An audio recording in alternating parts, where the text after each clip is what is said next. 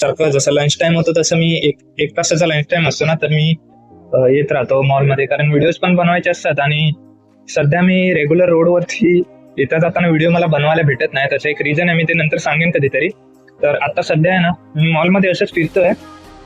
Lunch वगैरे म्हणजे दुपारचं डबा आणला होता घरून, पावभाजी ती खाल्ली आणि मम्मीला फोन करून झाला आणि तसंच लगेच मी निघून आलो घरामध्ये. तर आहे ना, आज स्पेशल टॉपिक असा काहीच नव्हता डोक्यामध्ये, ठीक आहे. मी असं चालता चालता विचार करत होतो की आज काय हे बनवू म्हणून, कोणत्या टॉपिकवर स्पेशली व्हिडिओ बनवू म्हणून. पण आहे ना, चालता चालता डोक्यात काही टॉपिक तर आला नाही. पण एक गोष्ट नोटीस झाली मला. मी मॉलमध्ये कधी म्हणजे एवढं नोटीस केलं नव्हतं की जे पण एवढे तुम्हाला सगळे शॉप्स दिसतात ना, तर एखाद्या तुम्ही कपड्याचा एक ब्रँड घेऊन चालाल ना, तर त्याच्यामध्ये तुम्हाला सांगतो बघा, आता पाटे दुकान गेलंय, वेस्ट साईड, परत गॅप, परत.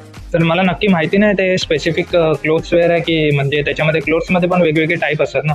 तर हे असतं आपलं काय बोलतात, स्पोर्ट्स वेअर असतं, परत फॉर्मल असतं, परत एक नॉर्मल जे प्रिंटेड आपण पार्टी वेअर असतं. तर इथे बघा किलर आहे, फ्लाइंग मशीन गेला पाठी. परत इथे बघा जॅक अँड जोन्स आहे. भाई म्हणजे मी आता तुम्हाला मी जसं पुढे पुढे जाईन ना तसं वाचून दाखवेन, ठीक आहे. तर एवढे सारे ब्रँड्स आहेत म्हणजे काय बोलायचं हेच नाही. मी कधी नोटीसच केलं नव्हतं कपड्यांमध्ये पण एवढे ब्रँड आहेत म्हणून. व्हॅन व्ह्यून्स आहे इथे, आणि बापरे म्हणजे काय ब्रँड आहेत ना, जबरदस्त. तिकडे तिकडे त्या साईडला ब्लॅकबेरी आहे, ऑरा आहे, परत द सोल्ड स्टोअर आहे, परत इथे अमेरिकन इगल्स. आता पुढे अजून काय दिसतंय, परत कॅल्विन क्लीन होतं खाली.